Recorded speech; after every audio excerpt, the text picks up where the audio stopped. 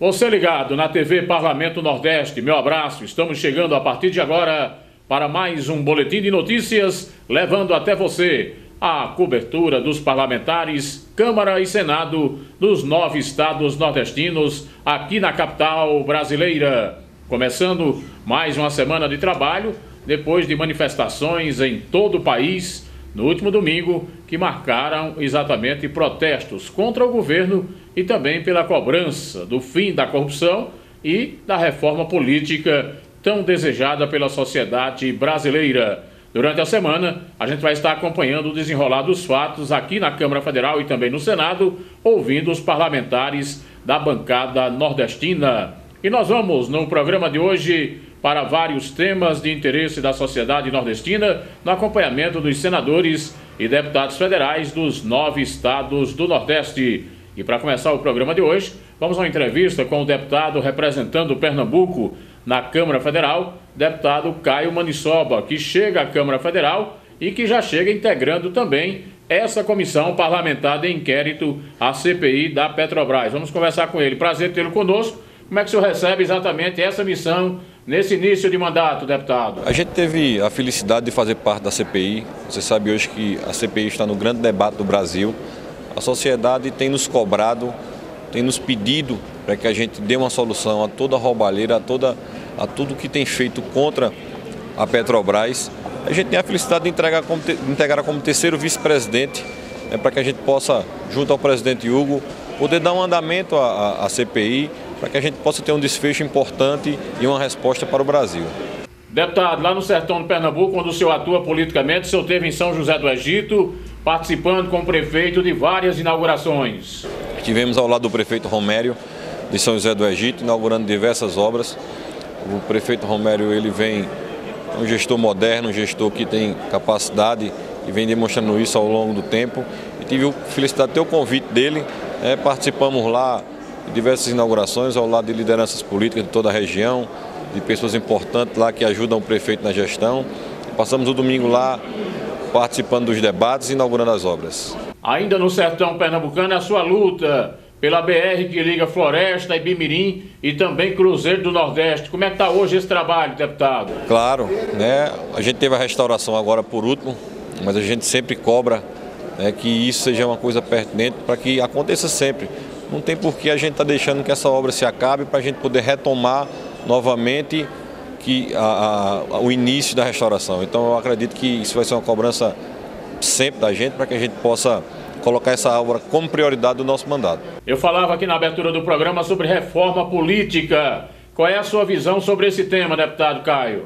Eu acredito que nesse primeiro momento a gente vai ter essa diminuição do tempo de campanha, é uma coisa importante. Eu acho que não existe mais porquê a gente ter esses 90 dias de campanha, isso é desgastante para o parlamentar, para o povo. Então eu acredito que isso é uma das prioridades. A coincidência das eleições é uma coisa que a gente também defende. A questão de financiamento público, a gente está defendendo a tese que ele seja misto, com algumas regras claras para que se possa ter uma melhor, resguardar da melhor forma possível. Então são temas importantes que eu acredito que a gente vai estar votando logo aí no plenário. Tá aí, portanto, o deputado Caio Maniçoba conosco nessa entrevista aqui na TV Parlamento Nordeste. Aliás, deputado Caio, que participou ativamente do encontro dos prefeitos de Pernambuco, a AMUP, com a bancada federal aqui na capital brasileira. Um encontro que reuniu o presidente da AMUP, José Patriota, e outros prefeitos pernambucanos que vieram até a capital brasileira. A reportagem da TV Parlamento Nordeste foi acompanhar esse encontro e você tem detalhes agora. Aconteceu na Câmara dos Deputados um encontro entre a Associação dos Municípios de Pernambuco e a bancada pernambucana na Câmara Federal. O objetivo foi tratar temas como o repasse de verbas para os municípios pernambucanos. A Marcha dos Prefeitos, que acontece aqui em Brasília, já está marcada para os dias 21 e 22 de maio. Mas algumas federações e associações municipalistas já estão se organizando com encontros para debater assuntos dos seus municípios. Foi o que aconteceu com a AMUP, que se reuniu com a bancada de Pernambuco, aqui na Câmara dos Deputados, para debater temas importantes para suas populações. Quem conversou com a nossa reportagem foi o presidente da AMUP, José Patriota. É importante dizer para o Brasil que os municípios, sobretudo de pequeno porte, estão falidos. Está inviável a sua gestão, as contas não fecham, educação a gente não consegue cumprir a lei, saúde, repasses do governo federal estão atrasados, se não bastasse o subfinanciamento dos programas federais. De forma que é preciso firmar um novo pacto a partir desse novo Congresso e a gente dá condições de autonomia de fato e de direito aos municípios do Nordeste e do Brasil. Quem também esteve presente ao encontro foi o deputado Zeca Cavalcante, do PTB de Pernambuco. Sem dúvida, nós estamos vendo os municípios sofridos, passando uma fase muito difícil, mas, como você muito bem disse, eu tenho essa experiência porque tive a oportunidade de passar por duas oportunidades à frente da Prefeitura de Arco Verde, e aí sentindo hoje, a gente está vendo as necessidades, a loucura, a agonia, podemos dizer assim, que os prefeitos estão passando devido a esse aperto, esse arroxo. Nós temos a dificuldade na educação, que é o salário base da educação, dos professores, nós temos um aperto na saúde, nós temos um aperto também na questão do transporte escolar, na questão da Previdência, onde os prefeitos não estão conseguindo repassar os recursos totais para a Previdência, que é a Previdência própria. Enfim, o que nós estamos vendo realmente é um momento muito triste, muito apertado para os prefeitos, e agora a gente, enquanto prefeito, enquanto deputado aqui em Brasília, nós temos que nos abraçar com a causa municipalista para que a gente possa cada vez mais minorar as dificuldades dos prefeitos. Eu sei que prefeito de cidade média já está com muita dificuldade, e o de pequenas cidades, microcidades, cidades menores, esse sim realmente tem uma dificuldade muito maior. Essa dificuldade onde tem o arroxo, que está o arroxo financeiro dos prefeitos.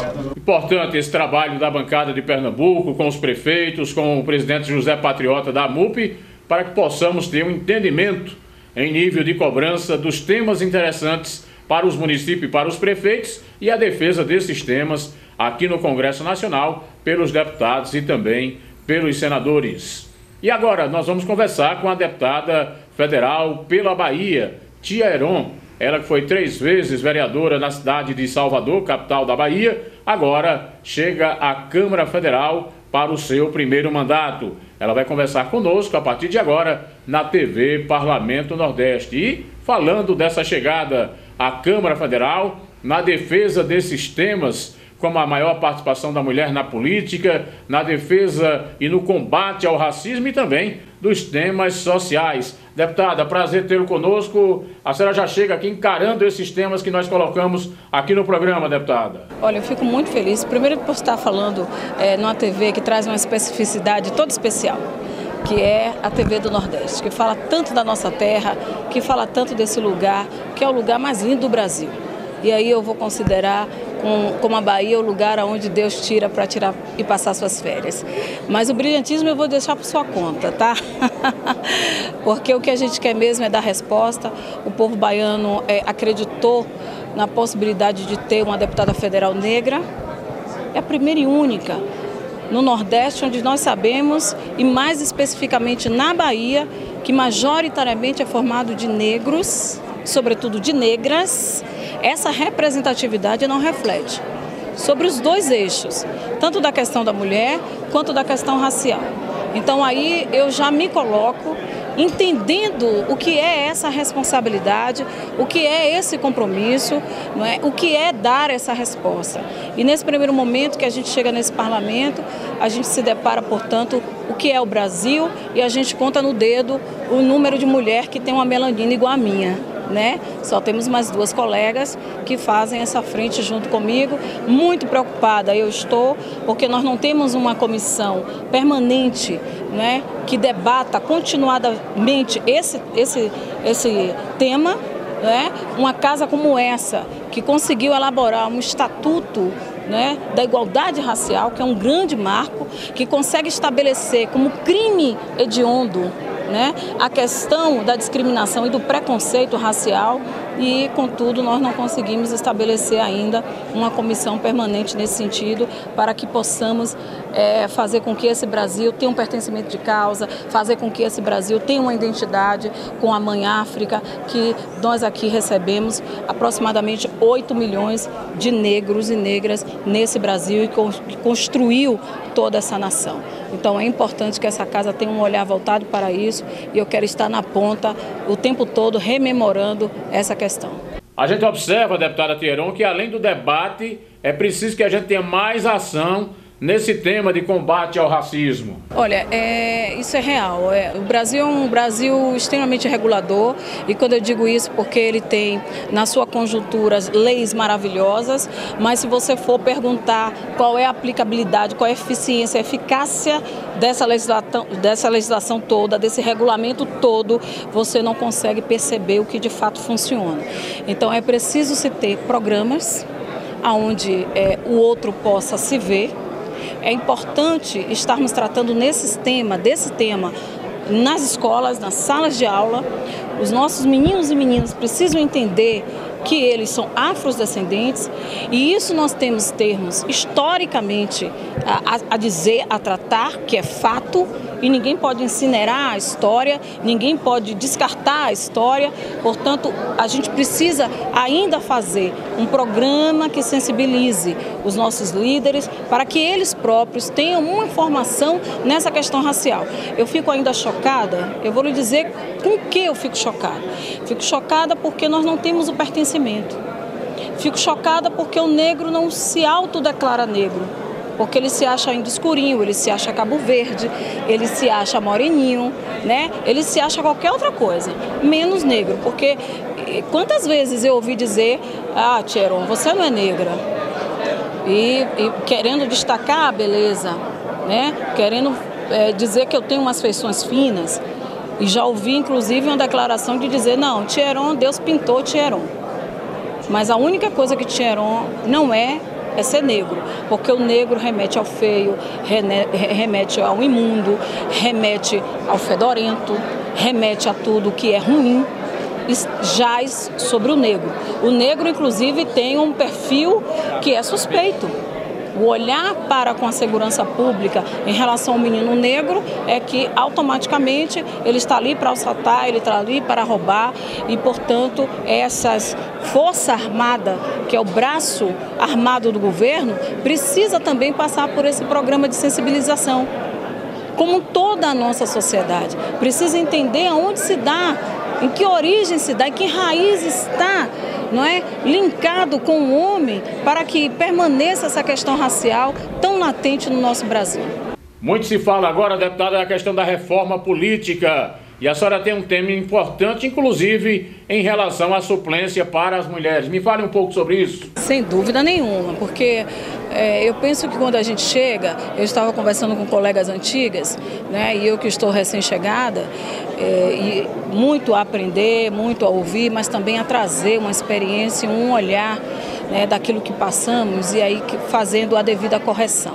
Na verdade, esse projeto de resolução é pegando o gancho aí de todo esse debate da reforma política, que é uma sanha da nossa sociedade, mas sem olvidar da necessidade de tratarmos do sistema de representatividade no número de mulheres no assento das casas legislativas. Porque eu, quando saí da Câmara Municipal de Salvador, depois de 4 mandatos, praticamente 16 anos de vida pública, né, a gente tem lá a cessão desse lugar para um homem, quando deveria ser para uma mulher. Eu tomei conta o tempo todo presidindo a Comissão de Defesa do Direito da Mulher.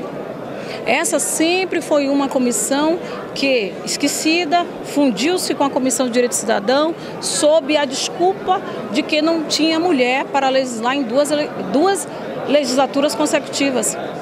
Como se o homem não tivesse mãe, como se esse homem não tivesse mulher, como se esse homem não tivesse uma filha, como se esse homem não tivesse uma irmã e, portanto, com a capacidade, com a competência para tratar sobre a questão de gênero. Opa, se não tem mulher aqui, vamos tirar essa comissão de mulher, vamos colocar ela aqui no Direitos Humanos e a mulher tomando empurrão, tomando murro, né? Ficamos desde 90 até o ano de 2000 sem um instrumento importante que foi a Comissão da Mulher. Agora a gente sai, conseguimos formar uma bancada de 6 mulheres, agora ficou 5, porque quando a gente sai, tem um outro homem que senta. Então, o tempo todo fica essa estatística volúvel, né, e, portanto, vulnerável, com que essa mulher não tem o discurso e muito menos a defesa, porque o que nós queremos é que tenha dentro do Congresso, desde o Congresso até a Câmara Municipal de cada município, que é onde as coisas acontecem, aonde a violência é latente, e a questão também do preconceito, da discriminação ainda de gênero, por toda a dívida histórica que a gente aqui não precisa relatar, porque já é conhecido de todos, que lamentavelmente não serão eles a nos defender. Não serão eles a trazer à tona temas que somente nós sabemos tratar. Portanto, se faz necessário que haja uma representatividade. E quando se faz necessário, eu preciso efetivar isso como legisladora.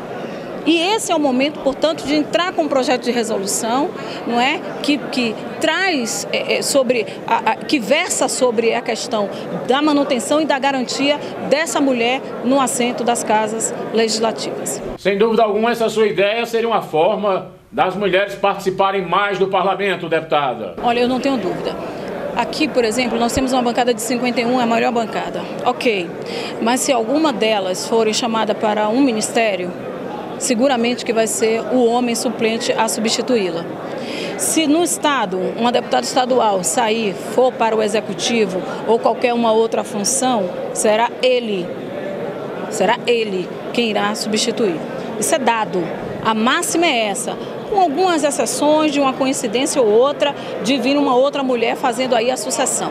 Mas isso é uma raridade. Então, para acabar com esse índice tão baixo de raridade, é que a gente traz esse processo. Agora, eu quero aí fazer uma devolução, porque também não adianta a gente ter aqui um número significativo nesse universo masculino, né, de mulheres. Se essas mulheres não souberem atuar, não souberem falar, não souberem legislar, não souberem pegar os seus recursos de emenda e não direcionar para a política pública de gênero. Então, é importante que essas mulheres cheguem, que essas mulheres concretizem, que essas mulheres elaborem propostas e preposições voltadas para a questão feminina. Porque senão estaremos fadadas, ao contrário disso, nós estaremos comprometendo e, portanto, fadadas a, de fato, estarmos apenas enxugando gelo. Aí, portanto, deputada Thieron, que está conosco aqui na TV Parlamento Nordeste, participando exatamente da nossa programação e trazendo detalhes do que vai ser a sua atuação política aqui na Câmara Federal. Olha aí, o paraibano Benjamin Maranhão, do Solidariedade, é o novo presidente da Comissão de Trabalho da Câmara Federal. A reportagem do Parlamento Nordeste foi acompanhar e traz detalhes para você agora. Veja. Uma das comissões mais importantes da Câmara dos Deputados é a de Trabalho, Administração e Serviço Público. Quem tomou posse como presidente dessa comissão foi o deputado Benjamin Maranhão, do Solidariedade da Paraíba.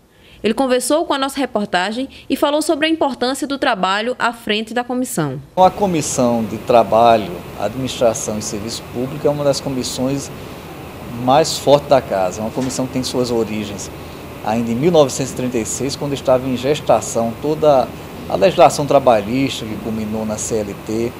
É uma comissão que tem um amplo aspecto de temas que são debatidos, que vão desde os direitos dos trabalhadores urbanos e rurais, a todas as questões atinentes a direito administrativo, o serviço público federal e a administração. Então, existem debates dos mais ricos nessa comissão e nós estamos num momento em que o país atravessa uma crise econômica de grande envergadura e tudo que diz respeito ao trabalhador, ao emprego e ao desemprego que está campeando no Brasil será debatido nessa comissão.